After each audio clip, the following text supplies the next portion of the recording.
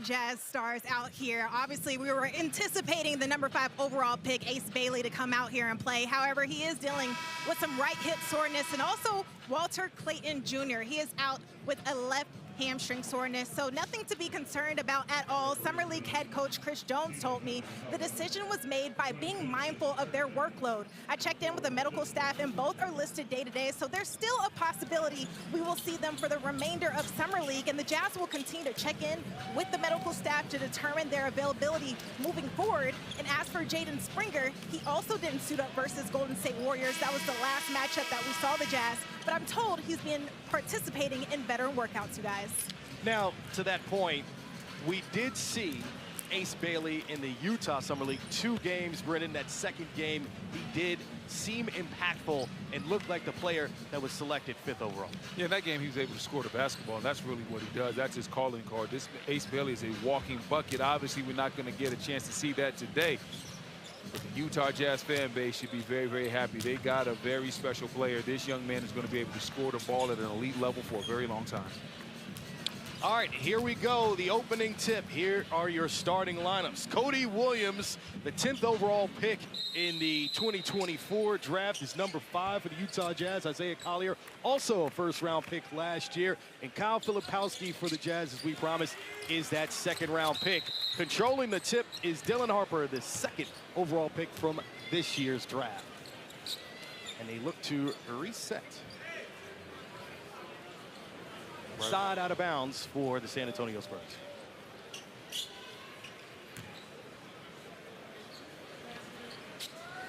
So Harper was on a minutes restriction in his first game on Saturday. We'll see how many minutes he plays today. Harper off the opening tip, give, go, good flow. And that's offensive play design, great offensive play design right there, right off the jump. Harper gives it up, gets it back, but that play was all designed to get the defense looking at the strong side, and then Harper was able to cut on the weak side. Filipowski, first shot of the game for the Jazz, bottoms. Well, I like the opening plays from both teams. Little flare screen right there to get Filipowski open. Carter Bryant again, defensive demon, like you said, showing some offense, misses that one. And Hartless on the glass. And a guy like Carter Bryant, anything he gives you offensively is a bonus, because he's out here basically for what he does from a defensive standpoint. Does a great job of tracking the ball. You see a nice corner three-pointer right there. We're going to get a quick timeout. John Tonje hits the 3, and we have a timeout less than a minute into the game. The Utah Jazz with a 4-point lead.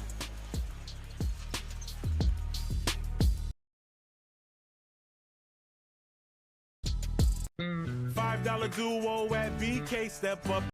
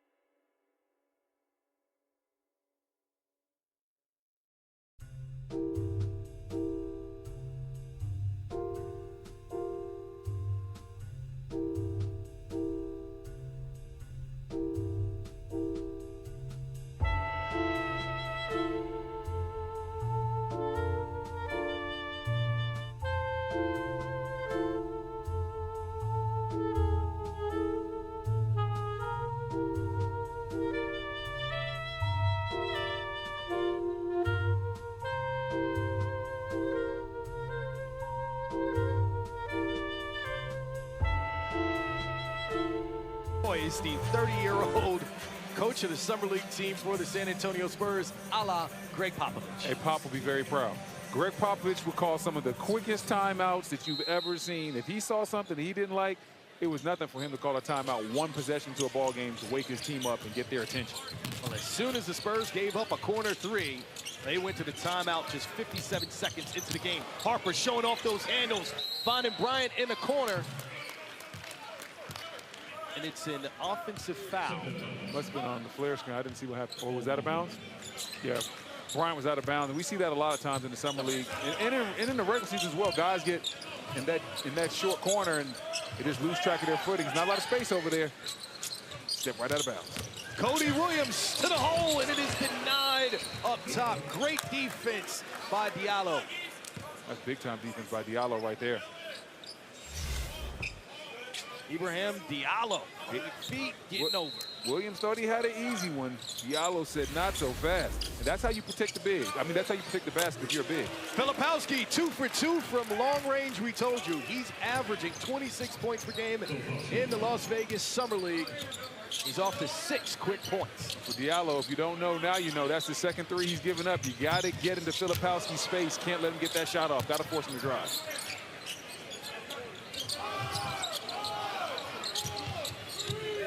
Minnick put it up, and it's off the glass. Bryant crashing the glass. Like I said, that's what Bryant does. He brings you the intangibles. Offensive rebounds, defense, hustle plays. Diallo, the third chance opportunity. Jazz going the other way. Collier inside, and it is blocked by Diallo, but it looks like a foul on the way up.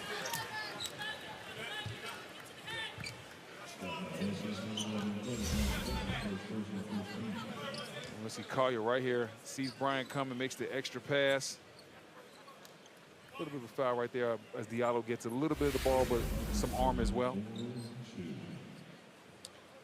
So Diallo, who committed the foul there, Brendan, he started 5 Summer League games, but he typically plays about 10, 12 minutes when he starts. Again, right accordingly, he's 7 out of the game. So 2 minutes in, and he gets a seat on the bench. Checking in, Asai Osifu. That's interesting. You don't normally see somebody in Summer League that starts and then plays that few minutes. Normally when you're a starter in Summer League, if you start in multiple games, you're in the Summer League heavy rotation. That's why I brought it up, Brendan. That's why he's sitting down already. I know that's why you brought it up. I'm just saying it's a little bit interesting. It's very interesting. 11-2. I don't have no answers for you. That's what I'm trying to tell you. I don't know why that is. I don't know why that's the case. Harper looking inside. That's an errant pass. It looks like he was looking for a Sifu. Filipowski handling the pressure. Center bringing the ball up the floor. You see Sifu getting right into Filipowski's space. That's what you have to do. You can't let Filipowski get comfortable. Harper for 3, offline. Filipowski to Williams. Filipowski, why not? 3 for 3, red hot. And the big fella, we talked about it before the game, 30+ in his last game, and he continues to stay hot right now. 3 for 3 from the three-point line. Remember, the Spurs scored the first basket of the game. Since then, it's been all Jazz, 14 straight points. Harper off. Y'all got numbers if they want to run. And they are. Harkless to Collier. Collier way short. And that's the part of his game he has to work on, whether it's in Summer League or in the offseason. Collier is an incredible driver of the basketball. The jump shot is a little bit shaky. If he improves that, he could be a big-time player in this league. Harper and Williams on the perimeter. Late in the shot clock, the pressure is there. Ingram inside to Osifu. Great nice pass bucket. by Ingram. Great pass by Ingram. Where do you go to school? You're going to say UNC. You know he would be UNC. Then why are you wearing a Duke colored shirt? It's just the one that they gave me. I'm a company man. Filipowski For the next couple days. 3 for 3 from long range. Harkless driving, and he's denied. Ingram going the other way. Spurs looking to get it going. Hello to Bryant. Up top, the rookie, known for his defense, playing above the rim. Collier going the other way. In the corner, Harkless. No. Right now, both teams getting up and down. I like the pace of this game. Ingram off the glass. And Williams also has numbers in transition. Can he take advantage? And he does, and one. So Williams comes up a little lame there afterwards. But watch the offense by the Jazz. Filipowski from outside.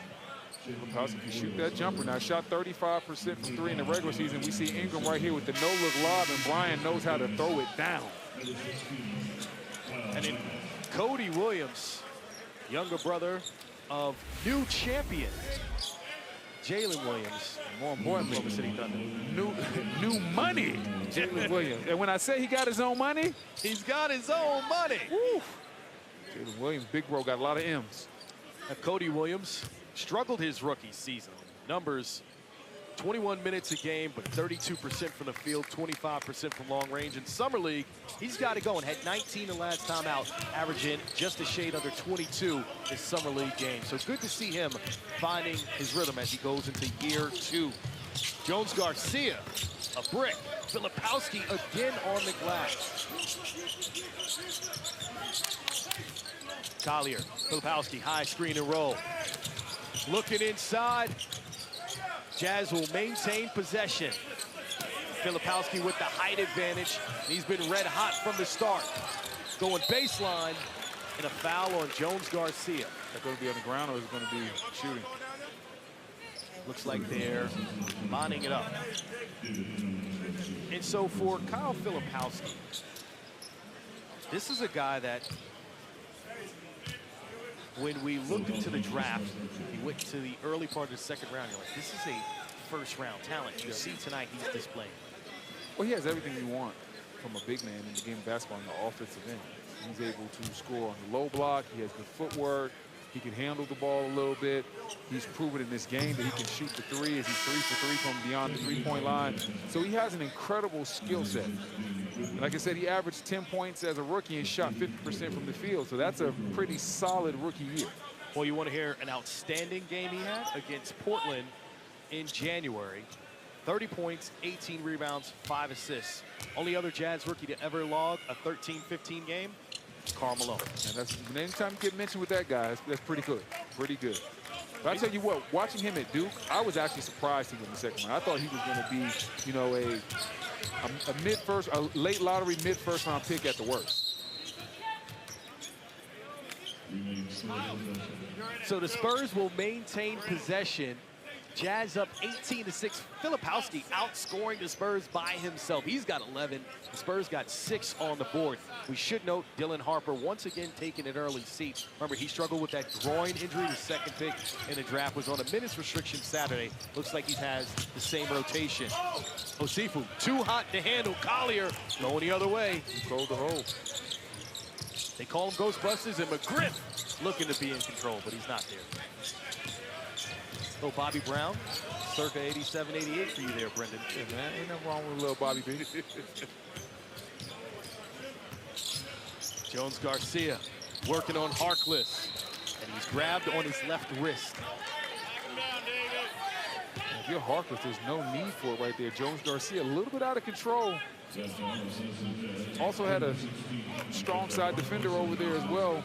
Let him dribble into that crowd and see if he can make a play. Don't bail him out and put him at the free throw line. Well, this is certainly an unpredictable start for Game 3 in Summer League because the Jazz came into this one 0-2, and it's the Spurs that came in 2-0. Ace Bailey sitting this one out, and you think, oh, okay, this is one that San Antonio should have the advantage as they're looking to get to the semifinals, but so far, it's been the Jazz with the advantage. Well, I'm surprised that the Jazz came into this game 0-2. When you look, they have so many guys that got minutes last year. Collier got real minutes last year. You know, Filipowski, we talked about it, he got real minutes in the NBA last year. When you have 2 guys in Summer League that actually have played real NBA action, that should give you an advantage. So I was actually surprised at their record. Collier inside. And that one is headed back the other way. So McGriff couldn't handle that one from Collier. The Spurs in need of some sort of flow to their offense. After scoring the first bucket, they've been outscored 18-6 here in the first quarter. The pass in the corner, in and out. Filipowski again, pulling it in. Collier, bounce pass to Filipowski. High pass in the corner, it's handled. Filipowski, his first miss. That one, even though he misses, that one was right on line. Agbo and Collier muscling up near half court. Jones Garcia kicks it in the quarter to Menges. And that's his specialty, can't connect.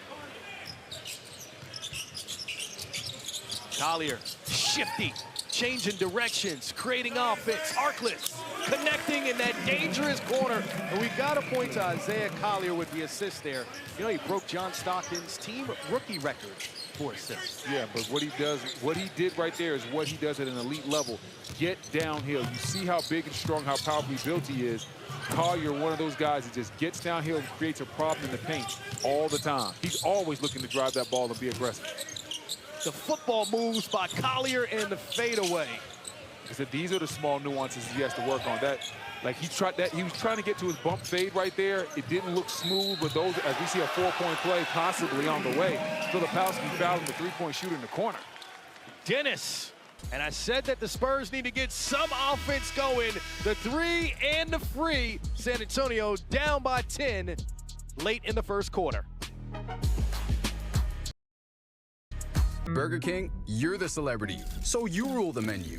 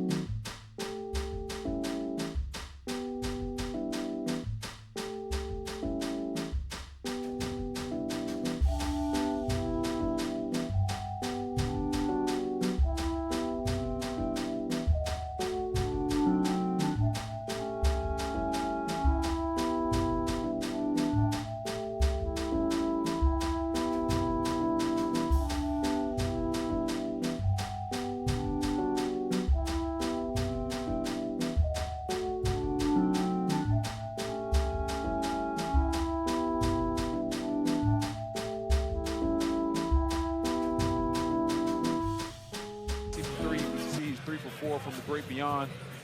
Incredible stroke. Like I said earlier, shot 35% from 3, and that's big time for a big man as a rookie to come in and shoot that type of number in his first year in the NBA. So at the charity stripe, Dexter Dennis converts to 4-point play. And that's a third of the Spurs points here in the quarter. So a much-needed basket and a much-needed free throw. Getting back to Filipowski, I really like this thing. I think he can be a guy that, you know, averages anywhere between 13, 14, even 15 points a game in this league just because the offensive skill set is so unique for a guy his size. McGriff puts it up, way short. Now that play right there, I know McGriff wants to get a shot off. I know you want to get to your bag. But we talked about how hot Filipowski was. He was calling for the ball in the post. Use the big fella, throw it into him, let him create a problem, and then you'll get a better jump shot later on in the shot clock. Vegas in the quarter, Minix. Good offense, but can't get a score. Filipowski bringing it up the other way and pulls. Menges hauls it in. And Filipowski gets back to knock it out. So on that shot, looked to be some contact between Filipowski and Osifo. They possibly could have called it. Quite frankly, I didn't like the shot selection, but on that time by Filipowski, I think that's what they're telling him right there on the bench. Like, hey, big fella, I know you're hot, but there's no need for us to take that one. First shot jump shots aren't really something that you really want. Now, what we saw in Saturday's game, Dylan Harper's debut, he started the game, sat a few minutes, and came back in the first quarter. We see that again now. Yeah, they're obviously managing his minutes. You know, summer league, a lot of games in a short amount of time, so they don't want to overwork these guys. They want to stagger those minutes, make sure guys are getting the proper rest, even though they're out here playing at a high level.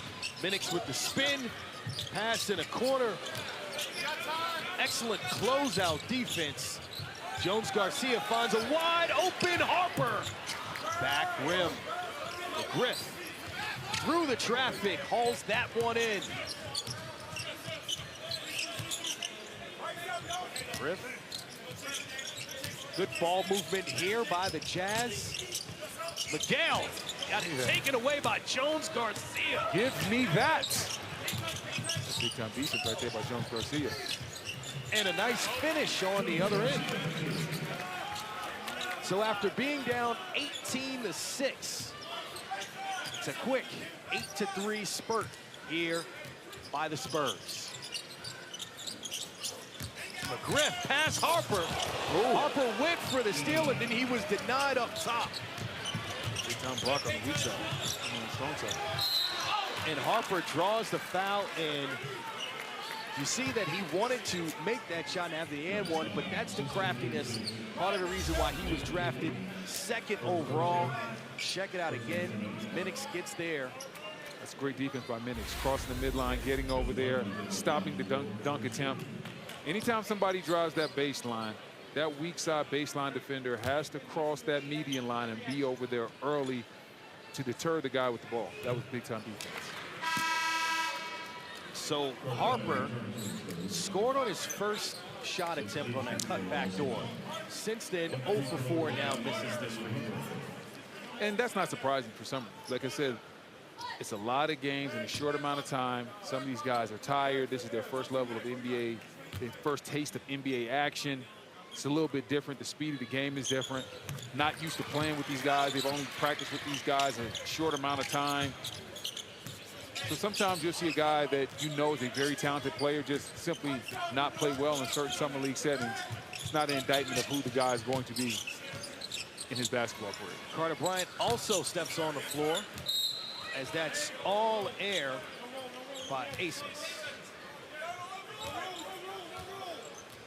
So 31 seconds left here in the first quarter. Spurs currently on a 7-0 run, looking to keep it going and to close that gap before we enter the second quarter. Jones Garcia taking his time with the offense. Pulls from way outside. 10-0 run from San Antonio. We got a 3-point game. Jones Garcia giving him a spark off the bench. Good offense. Asmus can't create any space. Minix, great defense on the perimeter. The closeout, and that's how the first quarter will end. The San Antonio Spurs on a 10-0 run after being down by 12.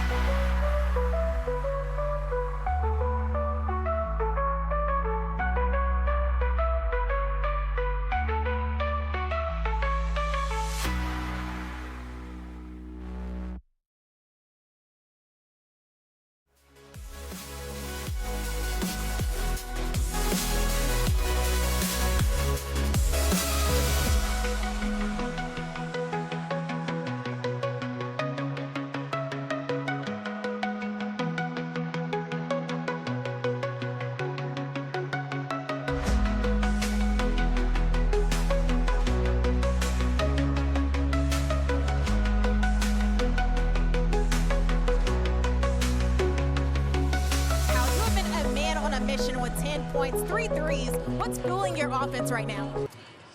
To be honest, just trying to let the game come to me.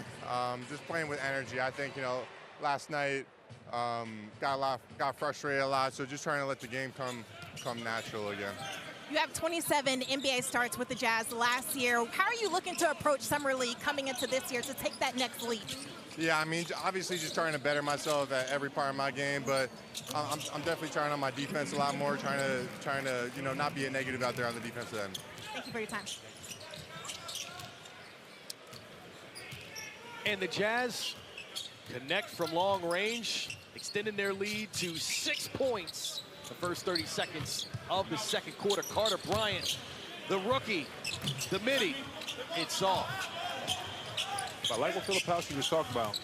As much as we're talking about his three-point shot and his offense, he said, hey, I'm just trying not to be a negative on the defensive end. He understands if you can't guard, you can't play. A lot of guys in this league can score it, but the guys that can score it and guard, those are the guys that can get heavy minutes. Minix behind the back, loose handle. Gets it out to Mangus. He's dancing, nowhere to go. Ingram, spin. A lot of contact on the way up, and that's the strong type of play that Ingram brings to the fold. You know him well. Yes, I do. UNC guy. Saw him play a lot at UNC, and he made a lot of plays like this, driving to the basket. Just when you think there's nothing there, when he spins, because he's so strong, he creates space and forces the defender to foul him. Summer League action continues on NBA TV, ESPN, and the ESPN app. Next, here on NBA TV, the Clippers and the Lakers. And on ESPNU tonight, Suns, Kings, Nets, Knicks, and Blazers, Pelicans tomorrow. So 4-point game, under 9 to go here in the second quarter. Full court pressure. Jazz having some issues inbounding the ball. And Cody Williams going to bring it up against Ingram. He's trapped. Jazz have an advantage. Asmus takes advantage. Nice play by Asmus right there. Out of that trap, he made the exact right read, got right into the middle of the defense. Saw he was one-on-one and pulled up with a floater. Harper had his jersey grabbed on the way up, and that physicality that he plays with, we see it on display there. Yeah, and if you haven't watched Harper play, this is probably the best part of his game, his ability to just drive and get downhill at will. Watching this game, he's not shooting a great percentage from the field, but he has a lot of paint drives, and that is what the Spurs are going to love about this young man. And that's kind of the thing. When we have a young player, they're struggling 1 for 5. He's going to get to the free throw line. We've seen that in his career as he misses his second free throw. So obviously his shooting touch is off. We have to remind anyone watching this broadcast that Harper came into Summer League with a groin injury, missed the first Summer League game, came back on Saturday. So they are monitoring that as well. Yeah, I'll tell you what, with Harper, with the way that he's driving the basketball, can you imagine what that's going to look like when he's playing with Wemby? Like, those drives are going to be a lot easier. Right now, people are really contesting those because you can't contest when Wemby's out there, because if that big man steps over, he's just throwing that thing straight to the sky, and the big fella's going to throw it down. So Harper's really going to help this team. I'm very impressed with this game, and I can't wait to see what he brings to the table in the regular season. Contact before Williams can get to the basket. Looks like that's going to go on Tonje.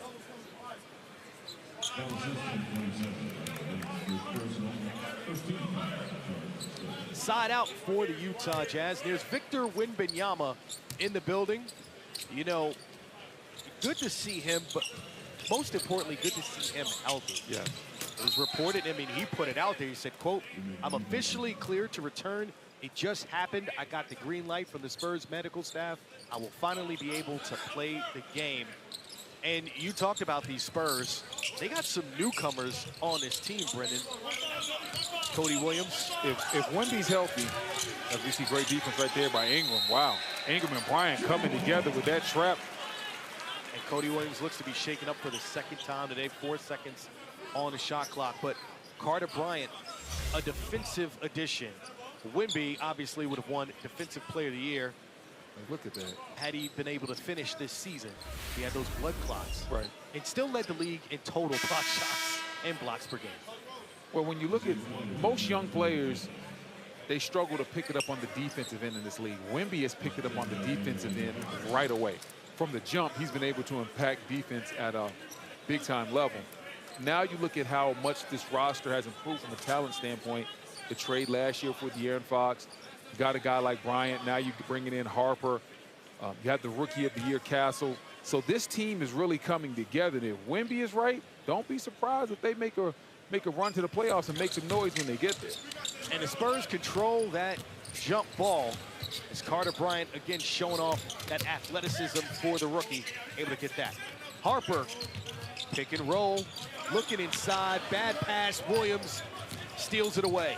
And sometimes as a rookie, you're out there pressing, trying to make a play. You don't always have to make a play. Sometimes there's not a play to be made. You just got to get off of it, get it back, and see what you can get. Cody Williams way off to the left. Harkless inside. The ball fakes. It's the defense off rhythm. Excellent patience right there by Harkless with the ball fakes. Didn't rush, didn't travel, just understood the subtlety of that fake was eventually going to get him a good look at the basket. Harper 4 points. 1 for 5 from the field. Looking to get it going against Williams. Between the legs twice. Kicks it out in the corner. And he gets the assist. What a pass in Minix connecting from outside. I tell you, that was a really tough three by Minix. That was an excellent contest, and he was still able to knock it down. Tonje past Bryant. Gets the finger roll. Second chance opportunity. Williams. And it's good.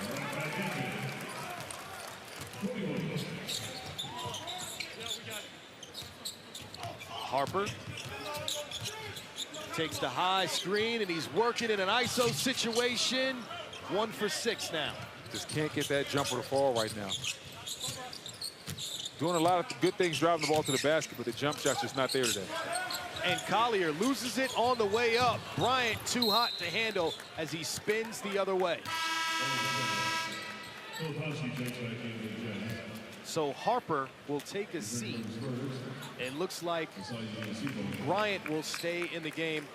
And let's get back to that, Brendan, with the San Antonio Spurs, because we know they drafted Dylan Harper 2nd overall.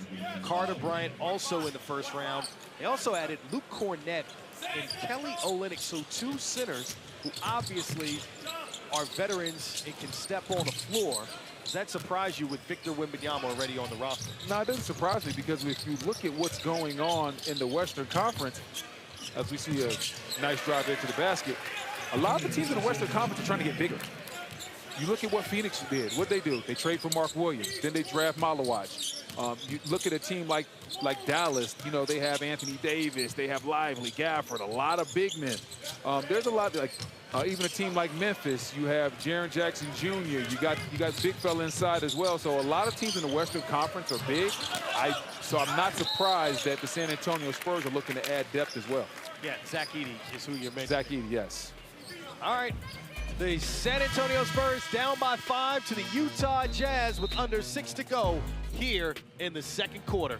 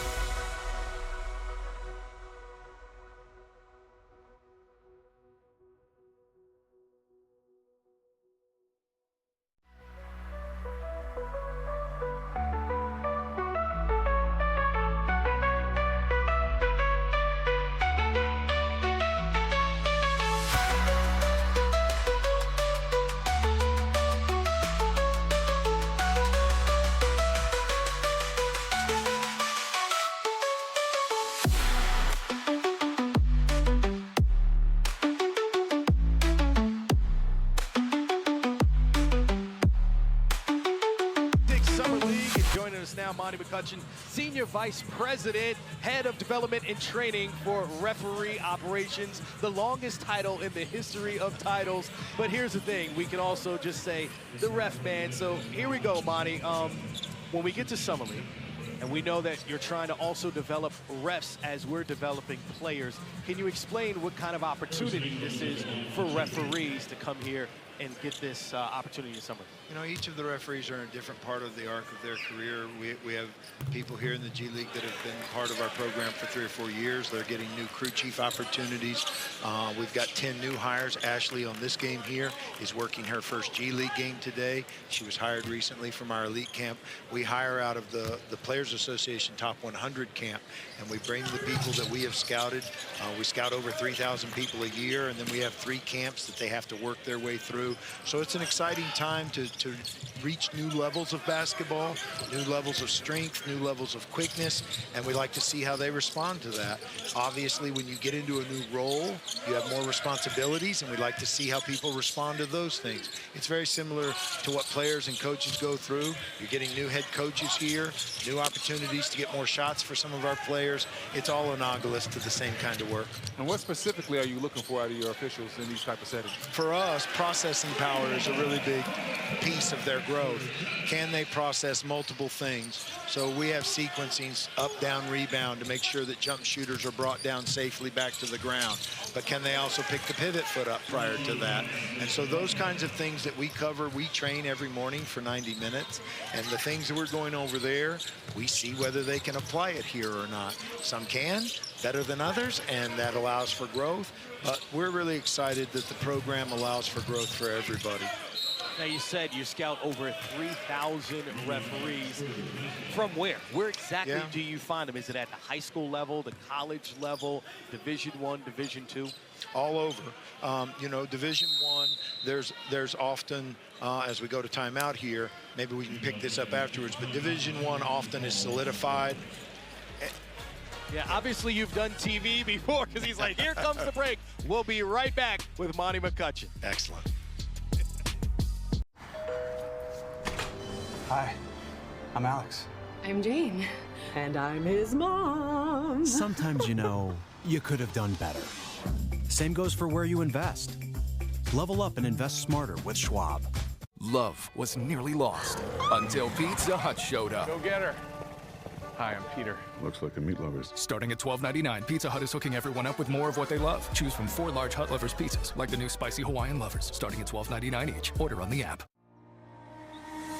It's the big summer sale. Shop and save on styles made to match your summer energy.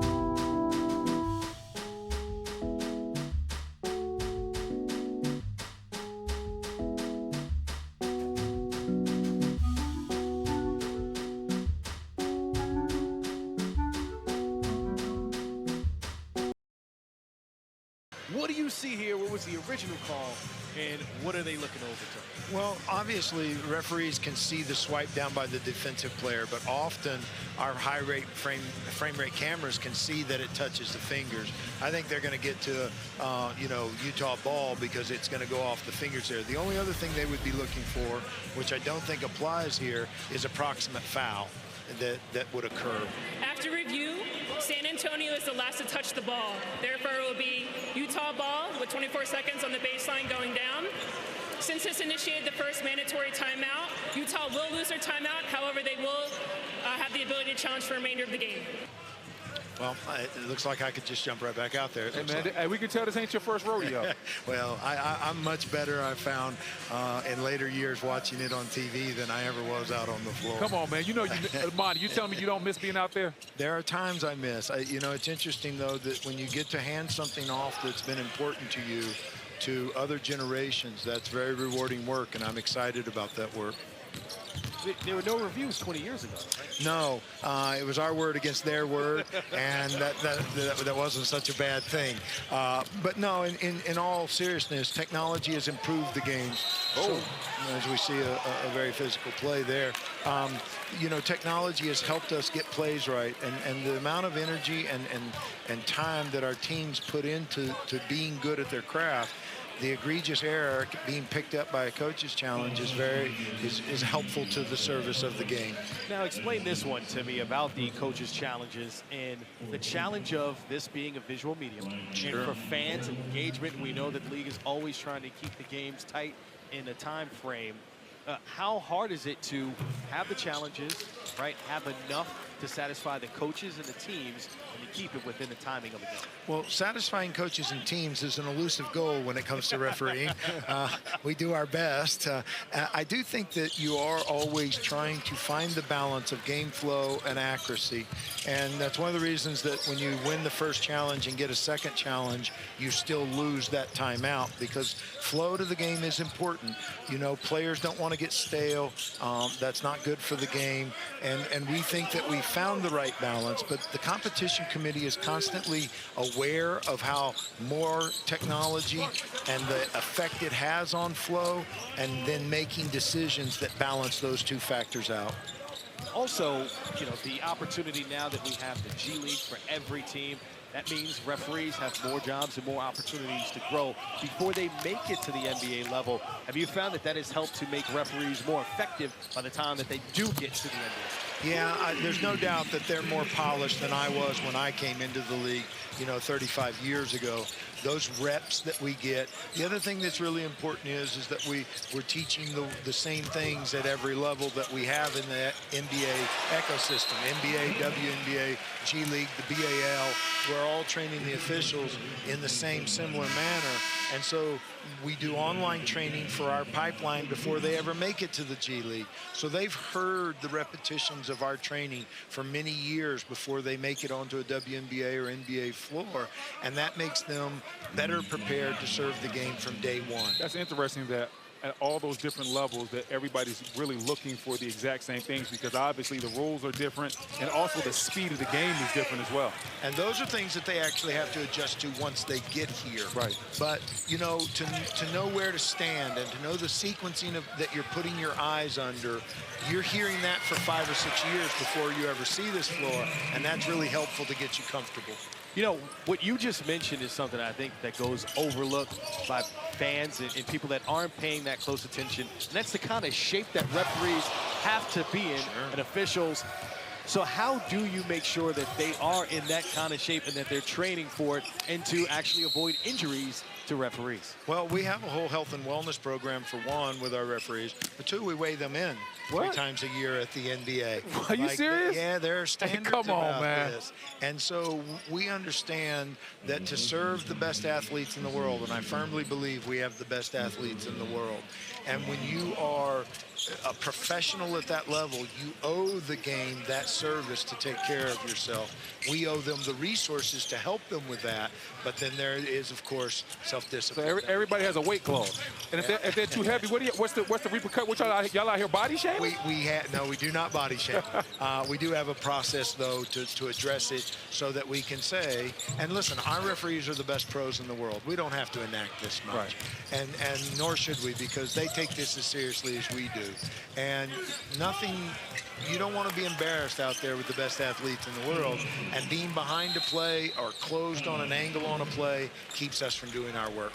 All right, we have another break. Monty McCutcheon, thank you for spending some time with us. We appreciate you for breaking it down. Monty! Brendan, we do understand they got to be in shape to be great. Hey, man, this was the best dressed official in league history. The best dressed. I didn't recognize you without a suit on. The best dressed.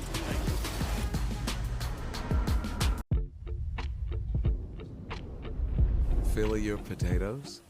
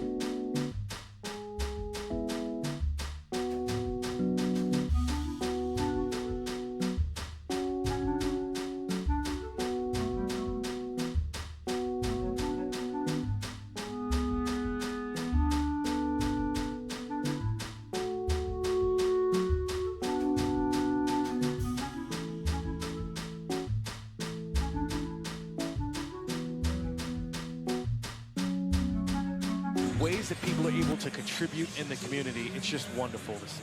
Yeah, that's the beauty of this league in general.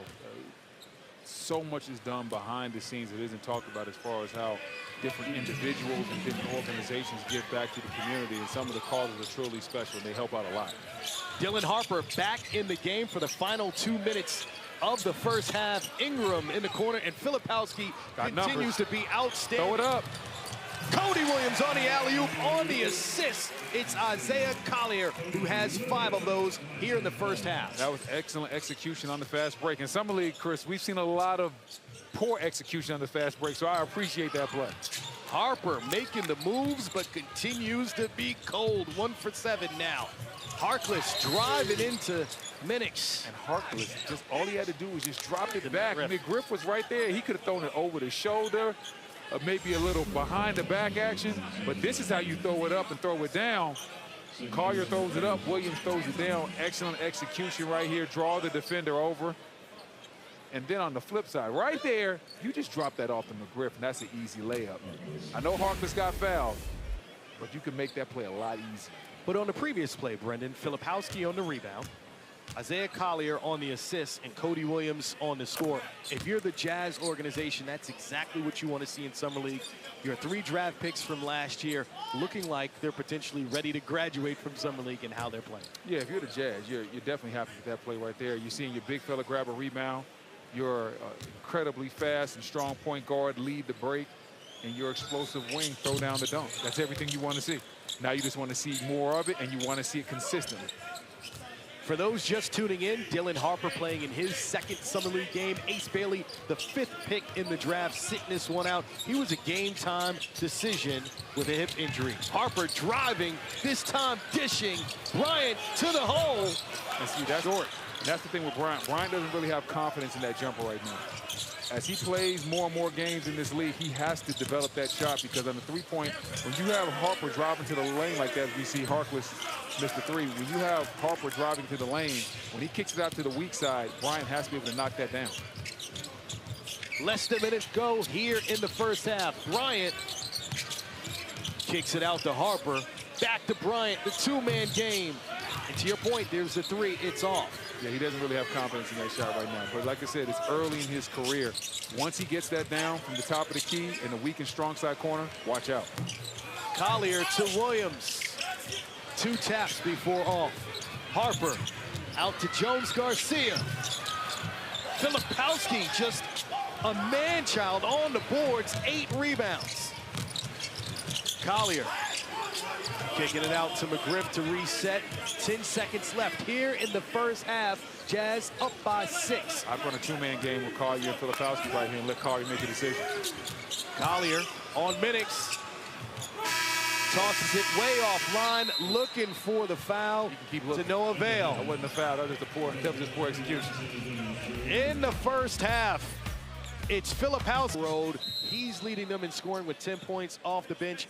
Dylan Harper, Isaiah Collier, two highly touted point guards going head-to-head here as we start the second half. Collier, of course, a first-round pick by the Utah Jazz last year. Filipowski hits the deck, and the Jazz will maintain possession, but Filipowski clearly in pain as he hit the ground. As we said, he's been having an excellent summer league, averaging 26 points per game.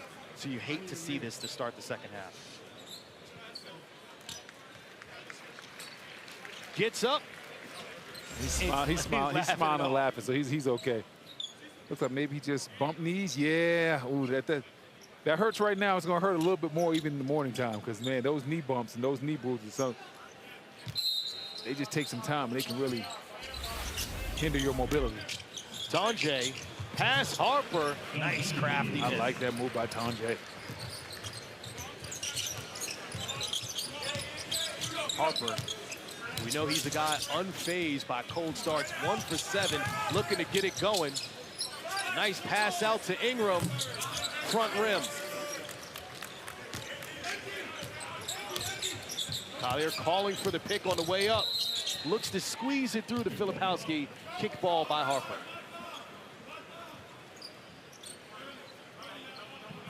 Jazz will reset an interesting matchup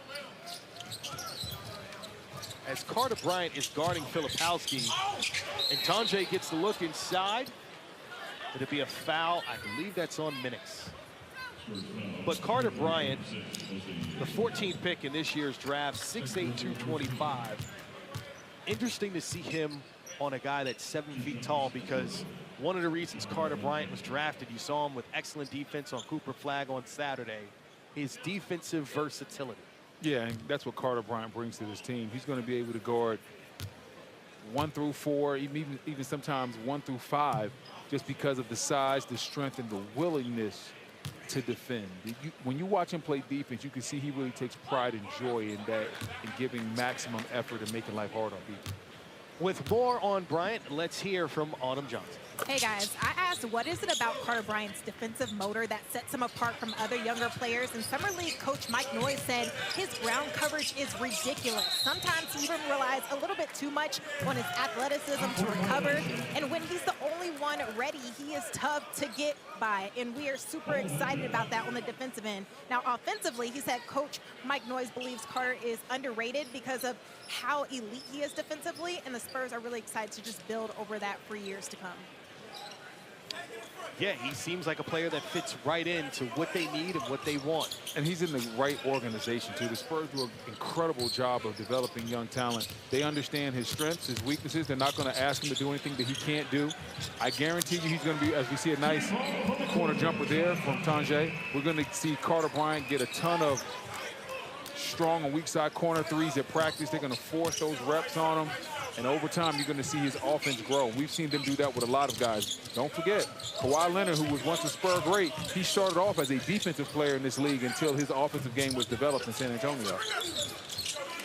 And Filipowski pulling in his 10th rebound. Collier from outside. He remains ice cold. 1 for 6 now. Harper going the other way. Behind the back, loses. Great defense by Harper. Gets it back.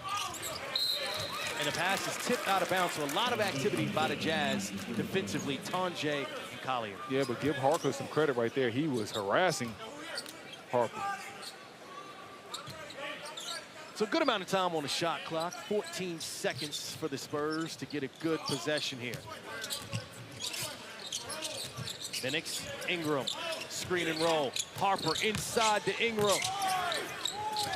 Out to Minix in the corner, no space, good closeout by Filipowski. And that's a shot clock violation. An excellent defensive possession by the Jazz. An excellent defensive possession by Filipowski. I know the front office is gonna love that. We talk about his offense, but where he admitted that he had to grow was on the defensive end, and plays like that show how willing he is to do that. 12-point lead for the Jazz. Taking control at the end of the first half and keeping it going to start the third quarter. Filipowski, Carter. And they swing it around the horn. Tonje going baseline, and Minix fouls on the way up.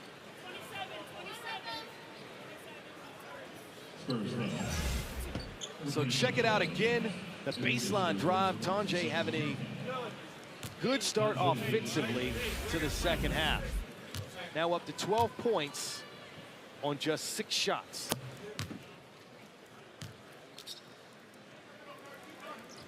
Tonje career high 41 points versus Arizona.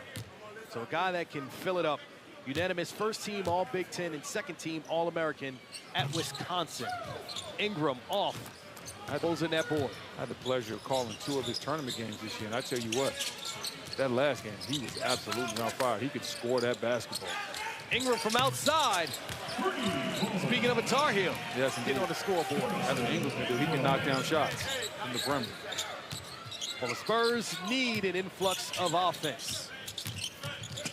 Collier into Harper. And no foul called. Harper hits the deck. Filipowski in the corner. Harkless, ball fake. Shot make right before the shot clock expired. Big time play for Harkless in the corner. Filipowski threw him a really tough ball to handle right there. There's not a lot of space. Harkless took his time, caught that ball, was able to hit the sidestep three-pointer. And the jump ball is Carter Bryant having some issues with the ball pressure. See right there, it's a tough spot to catch the ball. He had to go catch that shot. Then the quick pump fake, sidestep, gets the 3 off, but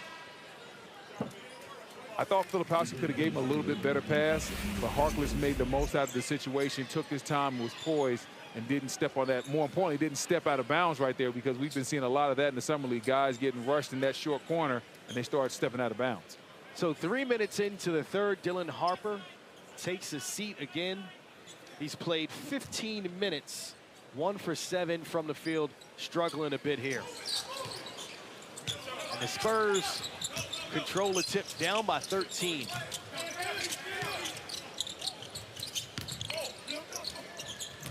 Minix throws it into the backcourt, and that's another turnover. So the Spurs, they led 35-33. Since then, the Jazz have been on an 18-3 run, and it's the 3 points that they've given up in that span really the key to it, not allowing any offense for San Antonio. Yeah, right now, offensively, the Spurs have gone ice cold. As you see a foul inside.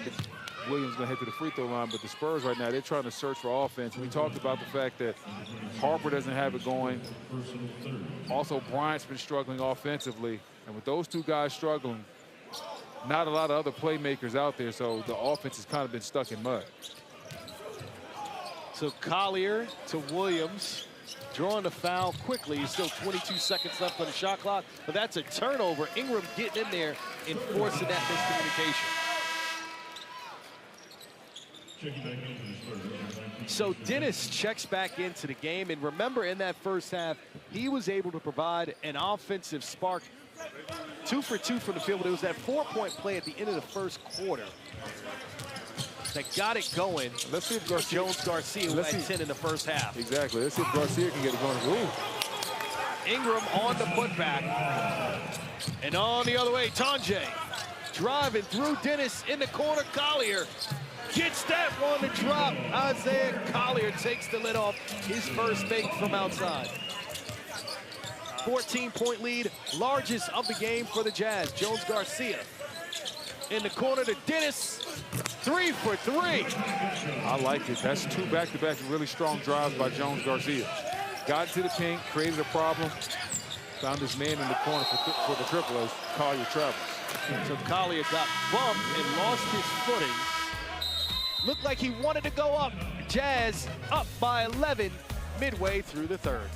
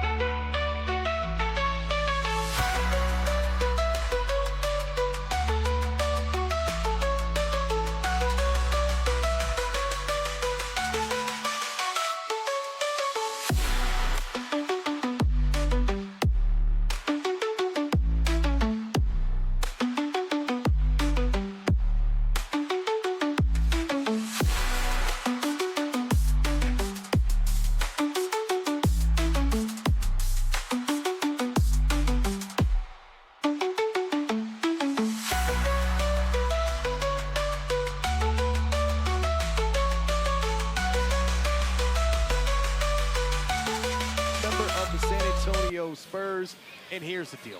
We saw you walking in with Victor Wembanyama. You are a 7-footer, and he has to be the first teammate you had that makes you feel a lot shorter. Yeah, definitely.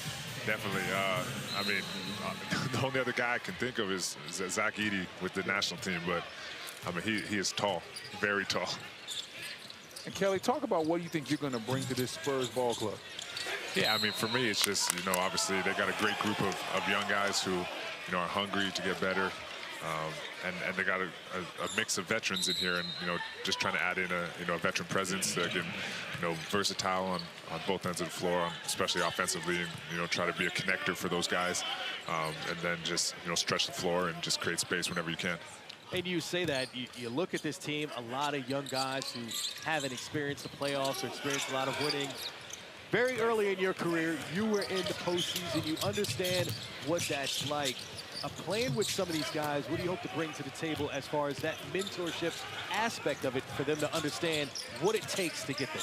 Yeah, I mean, obviously been, you know, in some deep playoff runs, been to the finals, Eastern Conference Finals, you know, all that. So, you know, just trying to, you know, bring that experience and that intelligence and IQ, and, you know, try and help them, you know, not only, you know, get better, but learn the game and how they can, you know, maximize their abilities. And we talked about Wemby and how in his height. How excited are you to play with a guy that's that talented? I've never seen a 7-footer or a guy over 7 foot with those type of skills. How excited are you to play with that type of player? Yeah, it's like a once-in-a-lifetime opportunity, you know, to be able to do that. You know, obviously he changes the game on both ends of the floor. You know, with his, you know, size and his length and his abilities, you know, to play, you know, kind of do everything with the basketball. So, you know, really excited about that. And obviously, you know, when you have someone like him protecting the rim behind you, it makes you a lot more confident on that end of the floor. This is true. Yes. Well, and you say that, protecting the rim behind you. Obviously, you're listed both at center, and then you brought in Luke Cornett. Did you guys discuss being on the floor together and how that would work with the San Antonio Spurs, having multiple guys out on the floor at the same time? Yeah, I mean, I think that we all complement each other in different ways. You know, we all have a little bit of a different game. So, you know, to be able to play with each other and play off each other, and like I said before, just maximize each other's strengths, you know, try to bring out the best in everybody. And I know you're new to the team, but I got to ask you, what are your expectations for this ball club? What would a good season look like in your eyes? Yeah, I mean, you know, obviously I've been here 3 days, so, you know, I don't know everybody's expectations, but I know that they want to win. You know, they're trying to win. Their expectation is to win and to get better while doing it.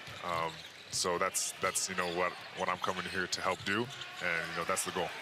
And obviously they have now a ton of guards that know how to get people involved. And Dylan Harper, second pick in the draft, De'Aaron Fox, and Stephon Castle. How exciting is that to know that there's going to be multiple guards? Hello. Talk to me Put nice. on a show. We're talking about guards. The 22-year-old lighting it up. But to play with so many guys that know how to get teammates involved. Yeah, I mean, they're special. They're, you know, a lot of guards, you know, with a lot of, you know, quickness and athleticism, and can really score themselves and, you know, attract a lot of attention. And those are the kind of guards you want to play with, the guys who, you know, attract attention and eyes and, you know, can get everybody involved and get everybody open. And you talk about those type of guards you want to play with. Speak to how easy that makes your job when those guys are spoon-feeding you for those type of shots. Yeah, I mean, it's unbelievable.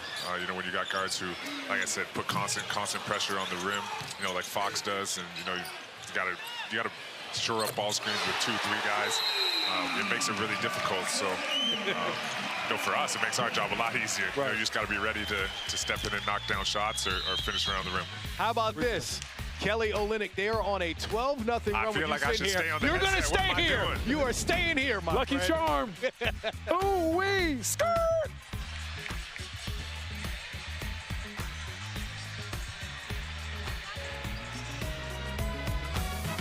Apartments.com gives landlords the tools to manage your rentals with ease. It's like having a whole team of yous. Look at this. Just approved another application. Hey, Jim. Rent payment received. Another lease sign. Ring the bell. Fair market rates. A housewarming guide. Keep generating that lease, Jim. I'm sorry, what's in the microwave? Bedroom. Don't join the team, no. Keep it work, no dancing. Apartments.com, the place to list a place.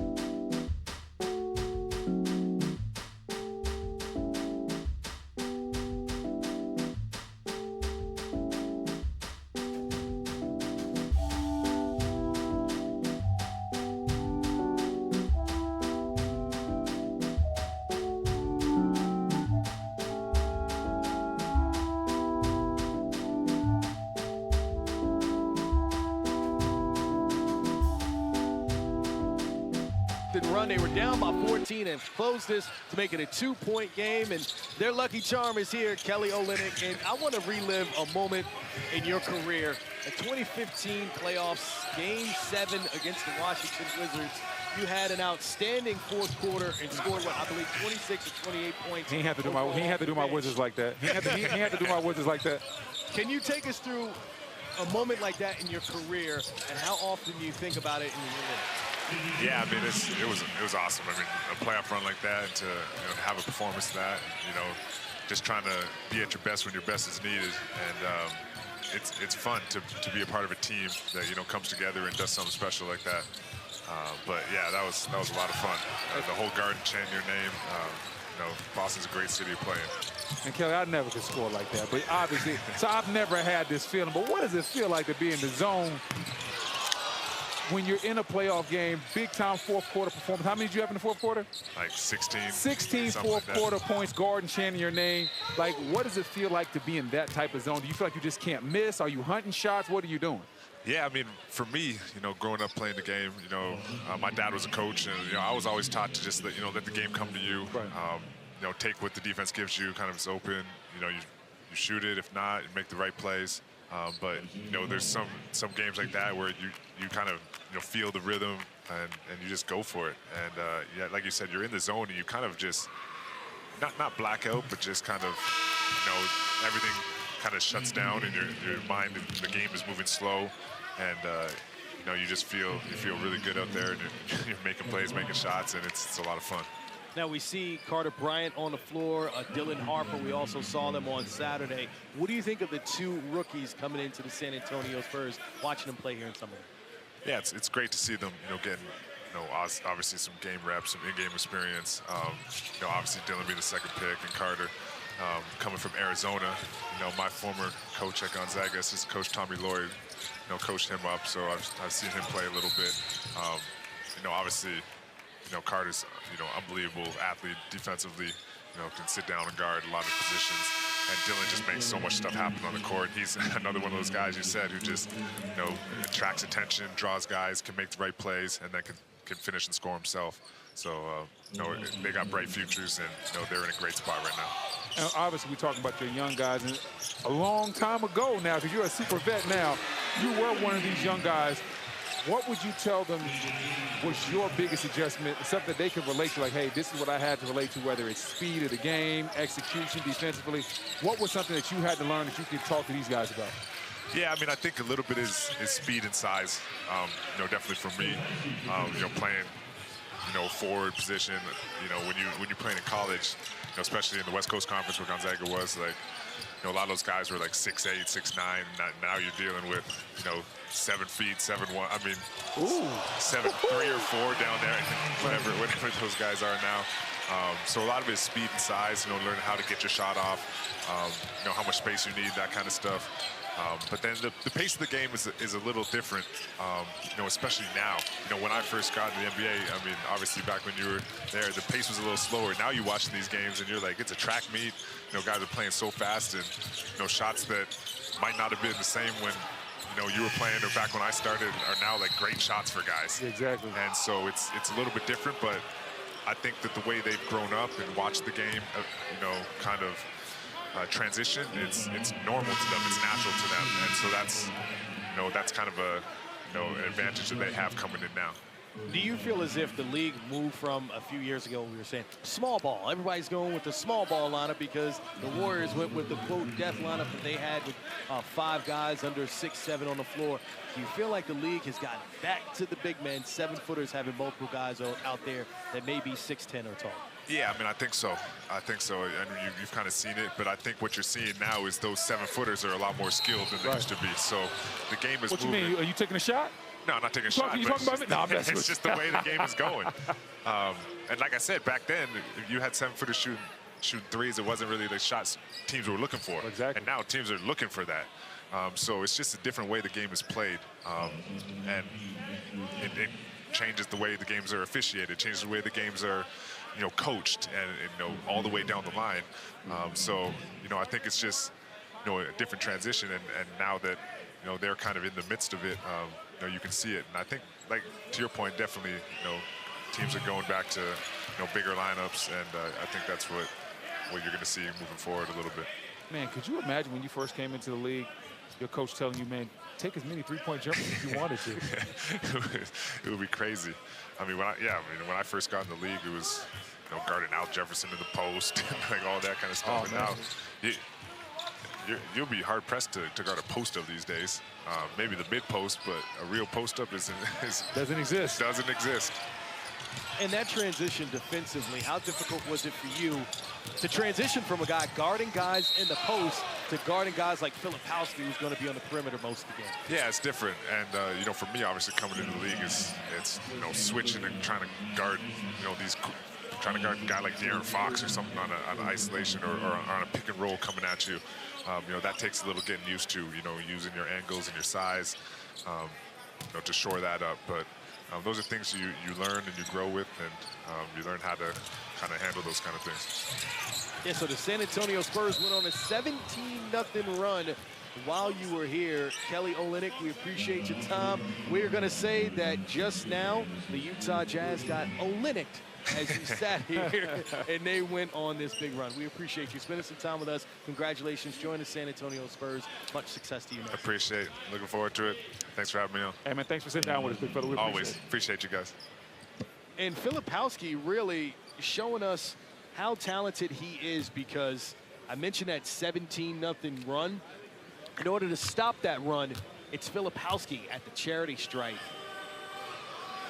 And he scored the last 5 points now for the Jazz, looking to make it 6. And we see the head coach of the Los Angeles Lakers, J.J. Redick, in the building. But will he be the head coach of LeBron James next year? Oh, man. That is the question. That's the discussion for the That's the million-dollar question. Pride of Roanoke, Virginia, J.J. Redick. Yes. Was a sensational high school player before going to Duke, being a standout, all-time leader in three-pointers made when his career was done. He lit my high school up. And like you have those summer league tournaments. And man, my boy was just telling me, like, they played Roanoke. And he's like, man, one of my guys that was on my team, he's a coach then. He's like, man, we played Roanoke. They had this one guy, man, he could just shoot the ball. Like, he didn't miss anything. You see Harper get the tape. Next thing you know, he turned on the game. He's like, hey, man, remember that guy I take from Roanoke that hit like 12 threes against us? I was like, yeah. He was like, that's him right there, started Purdue. Cody Williams rejected by Jones Garcia. Jones Garcia having an excellent offensive game, 20 points off the bench, leading the charge, making the defensive play there on Cody Williams. Yeah, this is excellent right here. No foul, got right out the way. Active hands, that's how you do it. Dylan Harper got a bucket the last time down, looking for Dennis, who has not missed yet. Menges driving, finding Dennis open for three. And it's his first miss. 10 seconds left in the third quarter. Spurs have a 2-point lead. So again, thanks again to our friend Kelly Olynyk stopping by the broadcast. And while he was here, he brought that mojo to the San Antonio Spurs. 17 consecutive points. Yeah, I mean, when Kelly Olynyk sat down, the Spurs started balling, man. So, you like that term, getting Olynyk? No, because it refers to Kelly Olynyk doing bad things to my old team, the Wizards. Good things for him, bad things for them. Hey, man, I played the most years of my career in D.C., man. I still have love for my Wizards, man. I didn't like seeing that happen to them that day. Game 7, May 15th, 2015. Day that will live in infamy in Wizards history. Harkless misses both free throws. Harper fighting inside, goes down. So Dylan Harper, yes, he's 2 for 8 from the field, 6 points, 2 assists. But his motor is not something that you can deny. Yeah, well, I like the fact that he hasn't stopped driving. Some guys, when they're not having a game, you look out there and they're 2 for 8, they start throwing the ball to other guys. They start just, you see their body language tell you they don't want to be here anymore. A guy like Dylan Harper, it's not going well, but he's still playing hard. He's still getting downhill, and he understands, listen, it's not going well, but I have to continue to make plays for this ball club. Harper, 2 for 4 from the free throw line, an elite score. nails that one. And that's the thing about him. When he gets going, you can up that count really quickly. You talk about a microwave scorer. He's an oven. A guy that has potential to be the type of player that can, lead teams in scoring. Harper, just 19 years old, the second pick in the draft. Gets them both to drop, and I tell you this, Brendan, he's starting to find his rhythm. Spurs up by 4, 8 seconds to go. It's their largest lead so far. Williams driving and beats the buzzer, so Cody Williams now with 10 points as Harper launches it before the buzzer. And we got a 2-point game heading into the fourth quarter. Should end up being a goodie here in the NBA 2K26 Summer League at Thomas and Mack Center on the campus of UNLV.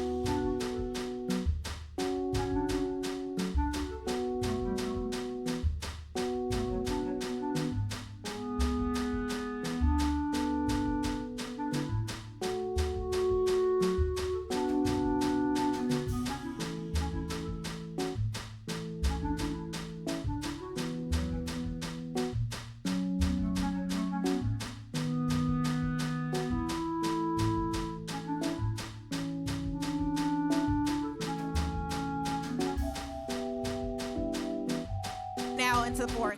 Really the energy, our bench started chanting defense. We started moving the ball more, playing together, and our defensive energy transitioned to offense. This is your second summer league, 15 points already for you. You had a key 3 to get this team going. What are you telling yourself to showcase in this summer league? For me, is to keep going and playing winning basketball. Spurs, we're trying to change from making the playoffs and stuff, and for me, it's impact the game without the ball, knocking the open threes, rebound the ball, and just playing hard. Thank you. Thank you. And we have a 2-point game at the start of the fourth. San Antonio Spurs with the lead. Hasn't been the case most of the game. It's been the Jazz in the driver's seat. Harkless over Bryant. Harper took the first shot of the fourth quarter. Drives here and one. Dylan Harper flashing the skill set. And the degree of difficulty on this shot, too. As you see it right here, the crossover, a real long step, and then throwing it up right there once he feels the contact. Man, tough shot for Harper. And when he missed his last shot, Brendan, you and I made eye contact because he started shaking his head. He's like, oh, that's it. Yeah. I have rhythm. Can you explain to us, when you see a scorer kind of start to find their rhythm, they know where it's at even on a miss? Yeah, he missed that last shot. He knew it was online. He just missed the shot. So he's shaking his head, not because he lost any confidence, because he's frustrated. He's like, okay, I know I can hone in and get this. I just got to lock in. Let's go to Autumn Johnson with more on Dylan Harper, the second overall pick in the draft. Yeah, guys, we got to remind ourselves that Dylan Harper just made his debut this past Saturday after a 4-month break. He said, I felt good, felt loose. I was probably smiling the entire game because I finally was out there to play. And when I asked Summer League head coach Mike Noyes, what are you asking from him? He said, first, we just want him to be healthy and have fun. The biggest thing he can really do to gain NBA minutes is guard. He was really impressed with Dylan's ball pressure that caused a few turnovers that gave the Spurs some big buckets in their last game versus the Bucks. And he added, we know Dylan can do what he can do offensively, but we're excited to see what he does off the ball. Yeah, and that's great points that you make from Mike Noyes. He also said on Harper, quote, We know what he can do defensively. We want to see him create turnovers for us, right, Brendan? So just what Autumn was saying, making an impact and making it happen on both ends of the floor, but really honing in on the defensive side because that's where they see the most growth. Yeah, and so a lot of times we have young guys coming to this league and they understand some guys are scoring, sometimes shooting, but some of the defensive rotations, the nuances as far as fighting around ball screens and things of that nature, they're lacking. And so those guys get picked on early on by ball clubs, by NBA ball clubs. If you're able, nice take by Harkless. If you're able to pick up on those things quickly and compete on both ends of the court as a young player in this league, that will definitely get you more and more minutes and more opportunities. Physical play from Bryant as he hit or looks to hit the step back jumper.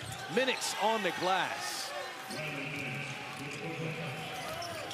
7-point Spurs lead. McGriff, tween, right through Minix.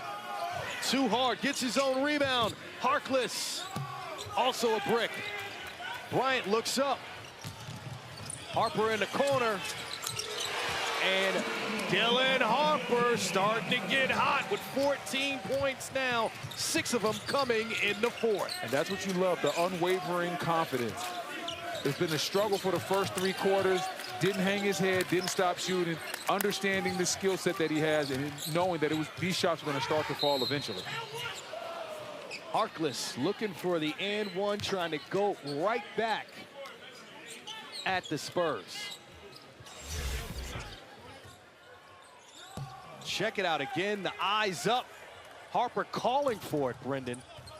Right away. Like I said, he was 0 for 3 from three-point range before that. No confidence wavered there. He's a guy that averaged 19 points per game last year. He was a big-time scorer in college. If he misses 5, 6, 7 shots, guys that have been scoring at a high level for a long time, they have a different mentality. They feel like, okay, I've missed 6 or 7. All that means is I'm due to make my next couple. That's what the great scorers do. And that's what I think he can be in this league. And he seems to have that mentality that his father had. Ron Harper came into the league as a tremendous scorer with the Cleveland Cavaliers, then won championships with the Chicago Bulls, right, and the San Antonio Spurs. And a lot of people forget that he was well, depending on what age you are. Sorry, Los Angeles Lakers. Yeah, a lot of people forget what type of scorer Harper was because they think about his dad when he was with the Lakers and the Bulls as opposed to the player that he was when he was with the Cavs that was putting up 20. And that's the thing. As Filipowski cuts back door and goes above the rim, almost the point that I'm making there is that Ron Harper sacrificed his offensive game for winning to be a defensive presence. And you hear what the coaching staff is saying from Dylan Harper coming in. And we want to see you use your physicality on the defensive end of the ball. Yeah, well, the fact of the matter is this. Harper's not coming into the average number 2 picks situation. Normally when you're the number 2 pick, you walk into a team and you're the best player on the court right away. The team doesn't have a lot of talent on the roster, and they're asking you to do everything to try to carry and prop up the franchise. But in a Harper situation, the Spurs have Wemby. The Spurs have De'Aaron Fox. And if those guys would have been healthy last year, they probably wouldn't have even been in position to draft Harper. So he's going to have to be able to do some other things outside of scoring or outside of even what he does with the ball as far as getting downhill, because there's going to be times where he doesn't have the ball in his hands, and they're going to be looking at the film saying, hey, how else can you help us? Harper takes the screen, gives it up. Minix going baseline. Second chance, no. Tonje hauling it in. Collier going right at Dennis. Changes speed, kicks it in the corner. Filipowski yet again, 24 points, 4 made threes for the up-and-coming second-year player. I tell you what, I like Filipowski's game. He shoots that thing with ease. Harper. And it's an offensive foul on Mangus. So Harper started to heat up with 6 points here to start the fourth. But it looks like he's going to take a seat now.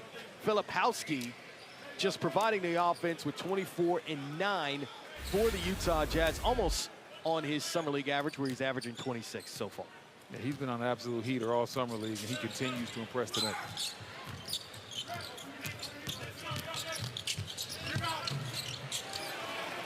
That was tough right there. Nice drive by Collier. Turned that corner, got downhill, didn't see any Spurs players in the vicinity, and then he put it high off the glass with the inside hand. So 1-point game, 6 minutes to go here in the fourth. Jones Garcia to Mangus for 3. Short. Dennis on the glass. 2-for-1 special. Mangus in and out. Minix, how about 3 for 1? Jones Garcia. It's been his night. And then the flex afterwards. Yeah. 23 points off the bench for Jones Garcia. Spurs back up by 4. You hit 23 points off the bench, you get the flex a little bit. Rich flex on him. Collier driving through Mangus. Tough shot, way too strong. Spurs have numbers in transition. Collier still on the deck, and it's turned over. Collier will benefit. An easy bucket for him. Every once in a while, a little bit of cherry picking helps you out. You know, your coaches always tell you to get back on defense. Every once in a while, it works in your favor when you don't. Jones Garcia, an errant pass to a fan sitting courtside.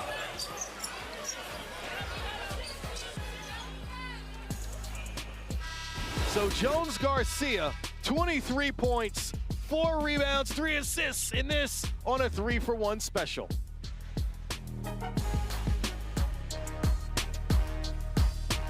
$5 duo at BK. Step up to the plate and have it your way. Get 2 of your faves, it's up to you. Just figure it out, then hit the drive-thru. BK, have it your way. You know, they say that AI is the future, but Apartments.com has been using apartmental intelligence.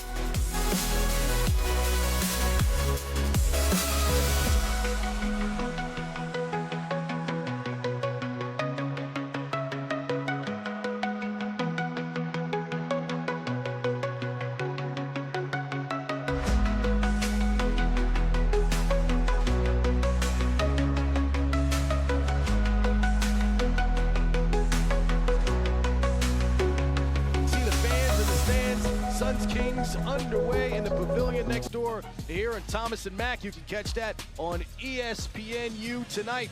And then on Tuesday, it's the Nets and the Knicks, the Battle of New York, and the Blazers and Pelicans on ESPN2 and on ESPN. Back to the action, and it's Minix for 3. And that's an excellent play design right there. And you see Minix, after he hit that shot, you know who he pointed at? Pointed at the bench, because he understood the coaching staff got him wide open. That's big-time board work right there. Spurs with a 5-point lead, under 5 to go. The Spurs come out in a little bit of a zone trying to throw Utah off. Ingram having himself a game, 11 rebounds and 15 points. Jones Garcia dropped by Ingram. He's pleading his case. Right here, you're going to see Minix act like he's going to set a screen, then pops right back around it. Wide open. Excellent play design. Spurs up by 5, 4:33 to go here in the fourth quarter. See minutes point. Hey, that's what you got to do. When your coaching staff draws you up a great play to get you wide open, you got to show love to the coaching staff and point at it and tell you, thanks, coach. I appreciate the love. I appreciate that play you drew up for me. Filipowski, height advantage over Dennis. And he gets the foul call on the way up. Filipowski, the offensive source for the Jazz. Their leading scorer with 24, looking to add to that. And that was different than we've seen the rest of the game for him, as he has taken 7 shots from long range. There he gets it going at the elbow. Yeah, he understood he had a mismatch right there. Wasn't going to settle for a fadeaway or a step back. I like the big fella catching it right there, using his size to his advantage. Filipowski has now missed 3 free throws, 6 for 9 from the charity stripe. The Jazz down by 5, with 4:21 to go. Starting to feel like every free throw, every shot matters down the final stretch.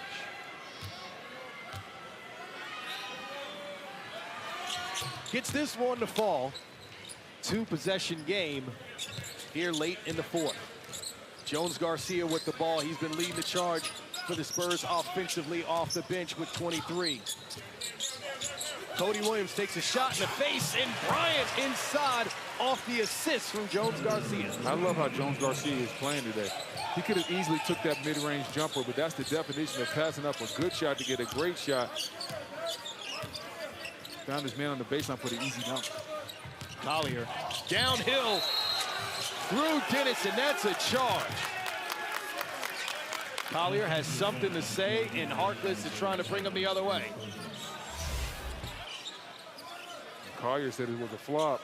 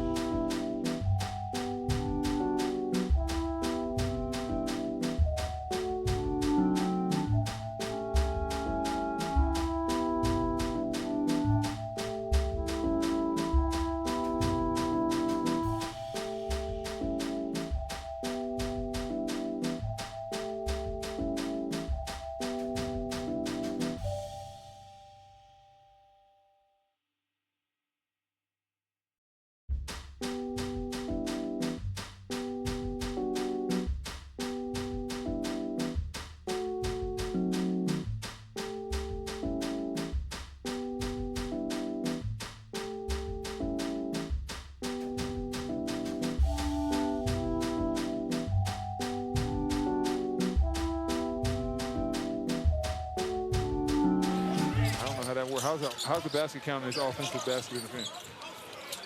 Jones Garcia loses it. That's that new man. Oh, and another illegal screen. This time it's on Bryant.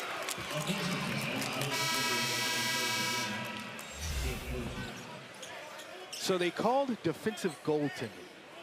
They called defensive goaltending. Dylan Harper checking back into the game. His team up by 8. Harper has 6 points in the fourth quarter, has played 19 minutes. Again, coming off that groin injury, he has been on a minutes restriction. He'll play the last 3 of this one. Tonje kicking it out to Collier. In and out, Filipowski also missing point-blank range. Jazz needed that one. Jones Garcia, the vet, gonna slow the tempo. Under 3 minutes to go. The trap comes. The Jazz trying to speed him up. Harper, baseline. No. Harkless to Collier. Filipowski calling for it, and Bryant with the steal. And that's a tech on Isaiah Collier. So that's the second time that we've seen him not like a call on the play. He goes at Jessica Christopher, and this time around, she's had enough. It was a blocker charge call that she called a charge earlier, and then here, Collier does not like this one and goes right to her, a tech on the play. On now at A&B Kia, it's port pricing on all new Kias. A&B.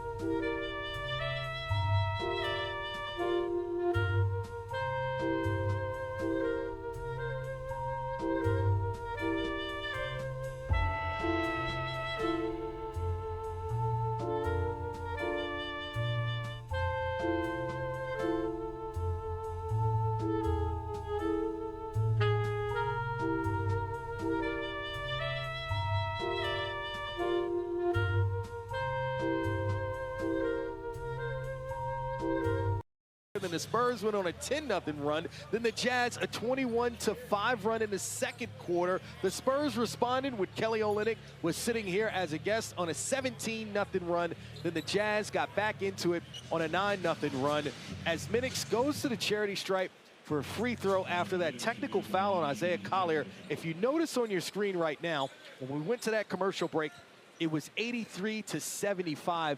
They took 2 points away because the table actually got the basket interference incorrect.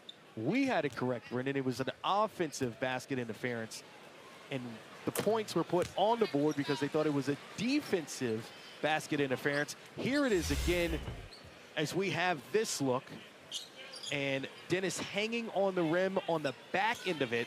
That's why the points were taken away, but at the table they thought that it was on Cody Williams as a defensive basket interference. So here we are. 7-point game, 2:30 to go in the fourth quarter. Second overall pick in the draft on the court. Dylan Harper looking to continue to make it happen on Filipowski. Driving past him, the reverse. No. Minix on the glass. Second chance opportunity coming the Spurs' way. Spurs right now. Jones Garcia. Got to get a shot up. That shot clock's running down. Cody Williams, excellent defense. Garcia gets it up, and that's a shot clock violation. Just an outstanding defensive possession there by the Jazz, and they needed that, Brendan. Down by 7, 2 minutes to go. It did feel like another bucket would be your proverbial dagger. Yeah, they definitely need to get that stop right there. There's still a lot of time left in this ball game. 2 minutes on the clock. No need to force some wild threes.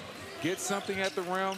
Maybe get some free throws, put some special pressure on the Spurs to score and close this game out the right way. Filipowski open inside, gets it to go. Like you said, Brendan, perfect play call, 5-point game. And now, right, if I'm the Spurs right now, probably want to live with that mid-pick and roll action, going with either Harper or Jones Garcia down the stretch. Ingram, ball fake in the middle of the paint at Filipowski. That's a travel. Clear as day. So still more life for the Utah Jazz. And we showed you a game of runs. What we've had here feels as if we might be getting another one courtesy of the Jazz. Isaiah Collier, 9 points, 9 assists. Working on a double-double crossover. Take to the hole. And one for the guy built like a running back, using his strength, getting downhill. This right here, you see Collier, real quick crossover.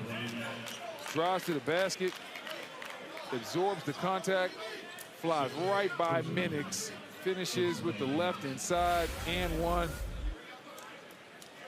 And we got ourselves a ball game right now. A reminder of who Isaiah Collier is. This is a guy, Donald's All-American Game MVP, 29th pick in the draft in 2024 out of USC.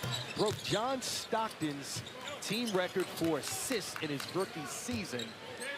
1 assist shy of a double-double here today, making it a 1-possession game with just over a minute to go. Jones Garcia crossing over, loses it. Give me that. To Collier, to Harkless. Filipowski going up, and it can't get it to drop. Ingram, rebound number 12. What a missed opportunity for Utah. Crowd looking for a backcourt. Harper with the handles. Finds a wide open Jones Garcia. Everything but down. Bryant on the rebound. And it's going to the Jazz. 50 seconds to go. Down by 2. They got great looks on both ends. And there it is. Filipowski, no again. Isaiah Collier getting the offense going. 43 seconds to go for the Jazz. Tonje fighting open. Wide open. Bangs. The Jazz take the lead. 83-82 with 36 seconds to go on an 8-0 run. It's the 7th big run we've seen here in this thriller between the Utah Jazz and the San Antonio Spurs.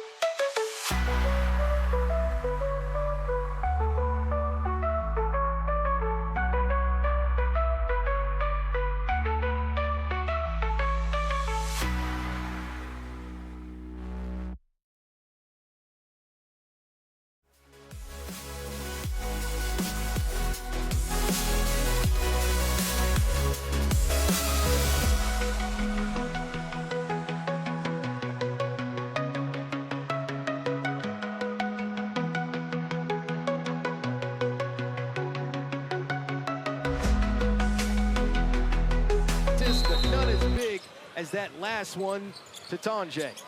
Spurs. 11-second difference. Shot clock and game clock here in the fourth. Harper tripped up by Tonje. So the Jazz had one foul to give. So that should be a side out for the San Antonio Spurs. Neither team have any fouls to give. Both teams have one timeout left, and each team has a challenge.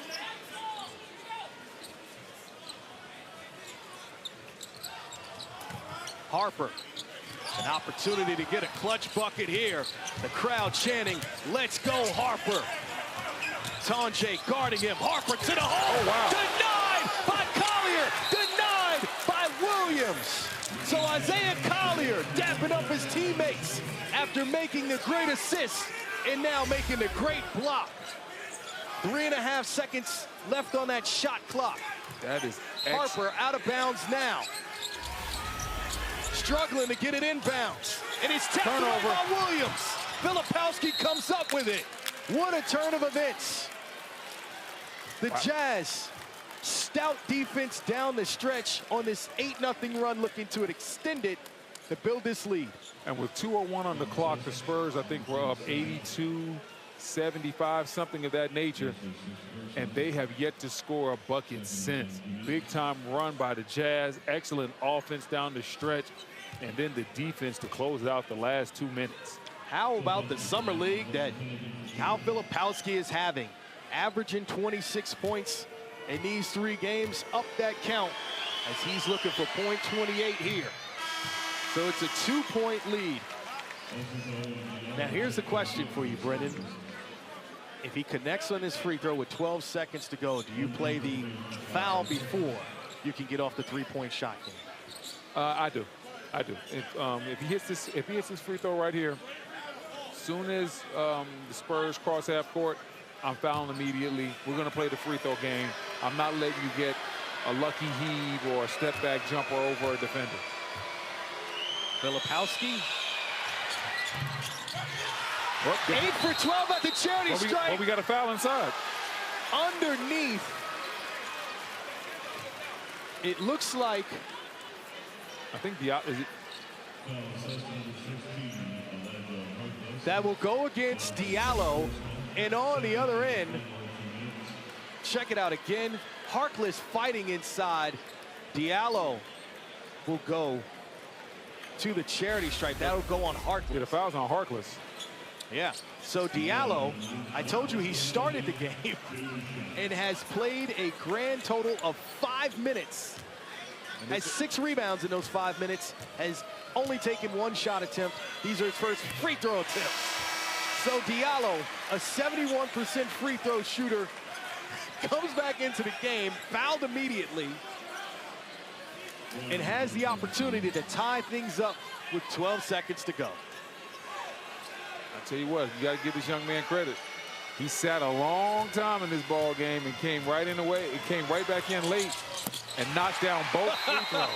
84-84, a crowd-pleasing moment. What a game we've had. Ace Bailey not playing in this one, but all smiles for his teammates. So, of all players to stop the drought, the Spurs showing some love to Diallo, who again, Brendan, he started, played the first 4 minutes, had not played since the first quarter, checks into the game, fouled on a rebound, and knocks down those free throws. How difficult is that for a big man? It's incredibly difficult. That's why your coaching staff always tell you to stay ready. Obviously started the game. Then he doesn't play for the basically remainder of the game. It's easy to go to a dark place. It's easy to get upset, not be locked in, but Diallo stayed the course, stayed focused, and when his number was called upon to get in there on the free throw line, he did what he had to do and ended up knocking down 2 free throws. So for the Utah Jazz, seeing their offense and how things have played out, Isaiah Collier leading the way as far as initiating offense with 10 assists. Filipowski having an outstanding shooting game with 28 points. And Tonje, the most efficient player so far with 16 on just 8 shots. What kind of action do you imagine that they're drawn up there by Summer League head coach Chris Jones? Well, listen, if you're Utah, you got to see your young guys. You want to see your young guys develop. So it has to be a play with Collier and Filipowski involved. With 11 seconds, you have enough time to, I would say, either run a mid-pick and roll, or you can run a slip with Filipowski. So that's what I would look to run either a mid-pick and roll, or I would have him slip the screen and pop to an open side and see if I can get some miscommunication. But any way you slice it, I want those two guys in the middle of the court bringing me home. So, Coach Haywood, you're 1 for 1 in calling plays for the Utah Jazz when they were down here in the fourth quarter. You called it right. Filipowski got the slip inside. Let's see if it happens again. And there's Filipowski inside on Ingram going baseline. Oh, wow. Go-ahead bucket with 9 seconds to go. Just like Coach Haywood drew it up. Well, I called for Filipowski. I called for a screen and roll in the middle of the court. They went to a direct post, and Filipowski with excellent footwork taking advantage of Harrison Ingram inside. Can you get me a bucket? Yes, I can. Harrison Ingram was a little bit too far on the high side on the initial catch. Filipowski feels it, quick spin, and then when Ingram tries to recover, Filipowski with the great footwork spins the exact opposite way. The spin to the spin. Filipowski, 11 points in the fourth quarter, 30 in the game. It's the second time in 3 games here, the NBA2K26 Summer League, in which he has scored 30 or more. Just an impressive sophomore campaign for him. Yes, indeed. And like I said, right from the jump, he had a flow to him offensively. Never got out of rhythm all game long. He's looked sharp. The shots look good. The footwork has been phenomenal. And he pays it off right there at the end of this ball game. But still 9 seconds left. Spurs do have a chance. And you got to figure they're going to be going to their young guy as well. They're going to be going to Harper to see what he can do. Mike Noyes, the head coach for this Summer League squad for the San Antonio Spurs. A walk-on at UConn, earned a scholarship in his final season.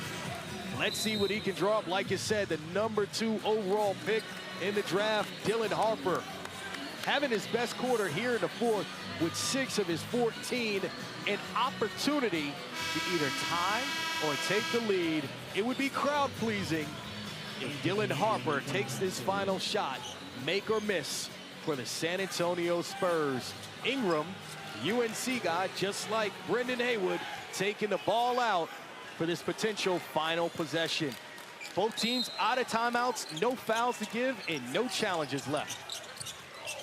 Ingram having some issues getting it in, finds Harper. Harper in the paint, Harper for the tie! The walking bucket, Dylan Harper.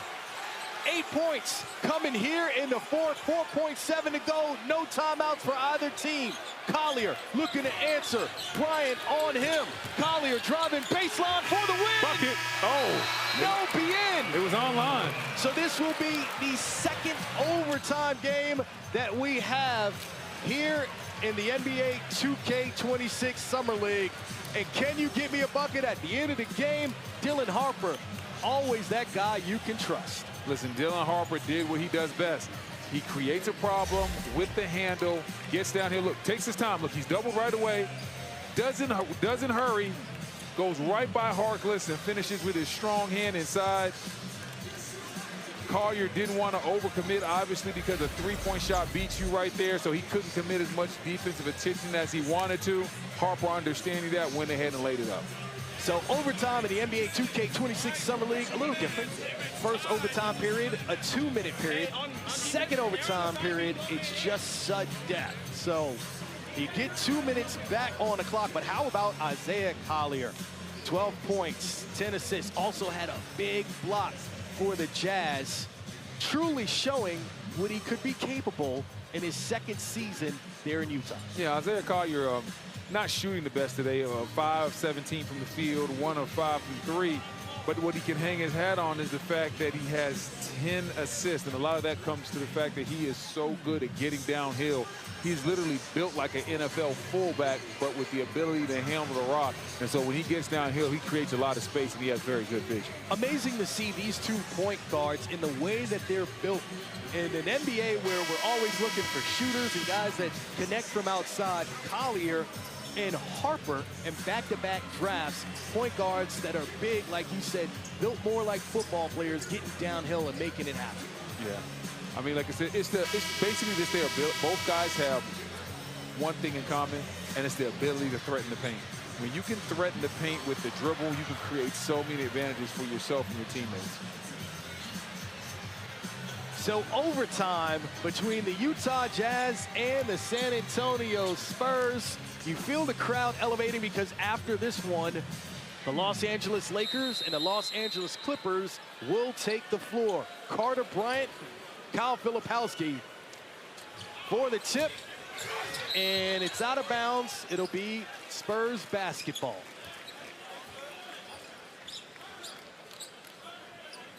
So with under 2 minutes to go as we start this overtime session, because that's what they put on the clock. Jones Garcia receives it. He has 23 points off the bench. Going to the hole, make that 25. Man, Jones Garcia, he has been a walking problem. Whether it's been drives, jump shots, Jones Garcia has been the model of efficiency as well when you talk about his 25 points. That stoppage in play was to put 3 seconds back on the clock. Collier defended by Bryant. They get the switch with Ingram on him. Harper with great denied defense on the weak side. Filipowski lets it fly. His 5th made 3. 33 on the board and a 1-point lead for the Jazz. Bryant right there just left Filipowski's body for a little bit, and Filipowski made him pay. Harkless with the pressure on Jones Garcia. Tween, and Harkless going for it. Jones Garcia keeps it, but no time left. Throws it up. Brick. A bad possession at a bad time for the Spurs, and Harkless has some words for Jones Garcia. And Harkless is definitely talking to Jones Garcia. He's probably the wrong one, but you see right there, Filipowski gets that jumper off so quick. And Bryant thought that he could take that one false step and get back and close out. Filipowski shoots it too quick for that. Collier in the corner for Williams. Way short Ingram. Rebound number 13. Harper driving. Harper slashing. Too short. Collier pushing the pace. 45 seconds to go. 1-point Jazz lead. So he takes it back out. Each team has a timeout now in OT and a foul to give. Tonje to Strongje. Bryant on the glass. 6-second difference. Shot clock. Game clock. Let's see who's it going to be. Is it going to be Jones Garcia? Is it going to be Harper? Jones Garcia calling his own number. Right at Cody Williams. And one. And Harkless on the ground. We saw those two going at it as Harkless got the better of him. And you said it, Brendan. Wrong guy to mess with. Be careful what you ask for. Jones Garcia getting downhill, sees Harkless, goes right into his chest and one. And don't forget the play before that. Harkless had to stop and was letting Jones Garcia know about it right to his face. Karma has never turned around on somebody so quickly. A big free throw here for Jones Garcia. It's a 1-point Spurs advantage. Make that 2 with 18 seconds to go here in overtime. Collier pushing it past Bryant. Williams driving. Too short. Filipowski gets the rebound and a blocking foul call. But the Spurs had one foul to give. But was the foul on the shot, though? With 9 seconds to go. They're saying the foul was on the shot. They tell them to line up. What did you see, Brendan? I might need a replay. I'm not sure if the foul was on the drive or if it was on the rebound. That's what I was trying to figure out. They're saying it's on the drive because Cody Williams is at the charity stripe. He's got 10 points. These will be his second free throw attempt. Ooh. Close that door. So Cody Williams, 72% from the free throw line in his rookie season. Let's take this closer look, Brendan. Didn't see a lot there. Well, as they say, ball don't lie. He missed the first free throw.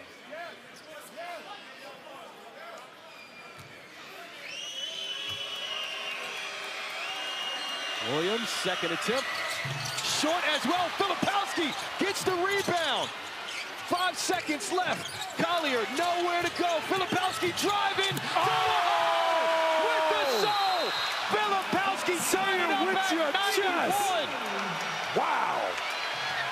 He said, "This is my house," but in different words. Yeah, don't repeat that. Flippin' Filipowski, 35 points, 11 rebounds in the game-tying throwdown. What a play. Filipowski doing big-time work to get the offensive rebound, drives right by Ingram and serves up the facial on Bryant. That's a big boy bucket. The best game so far of the NBA 2K Summer League this year. Remember, if it's a second overtime, it's a sudden death. Whoever hits the first shot wins, but with 1.9 left on the clock, the San Antonio Spurs have an opportunity to win here in the first overtime session. I've asked you about Filipowski and how good he's been. This is an elevation to another level here in the NBA 2K Summer League. Yeah, Filipowski, as I said, he's been absolutely special. It's the 35 points, it's the efficiency, 11 of 19. 8 of 12 from the free throw line, 5 of 8 from 3, but more importantly, it's the clutch moments. When they needed a bucket, they went to him directly out of bounds late in the game. You see him getting the offensive rebound to extend the possession, and then after that, he throws it down with authority. The young man has a flair for the dramatic. Second-round pick out of Duke, 2024. You said at the beginning of this broadcast, I thought he should have been a first-rounder. Showing us that Brendan Haywood is right yet again. And I honestly thought Filipowski was going to be a late lottery pick, mid-first at the latest. Utah got a steal in this young man in the second round last year. Wow. Ingram to inbound the ball. 1.9 left in overtime. Minix on the baseline to fade away. Oh, wow. For the win. Minix. The crowd goes wild. We saw a game-tying dunk with 2 seconds left in OT. We see the game-winning fadeaway by Minix for the San Antonio Spurs. What a ball game. They are going to put that under review, but Brendan, there's nothing to review. Good. Bucket, good, game over. Look at Victor Wembanyama loving the game winner. Filipowski dejected.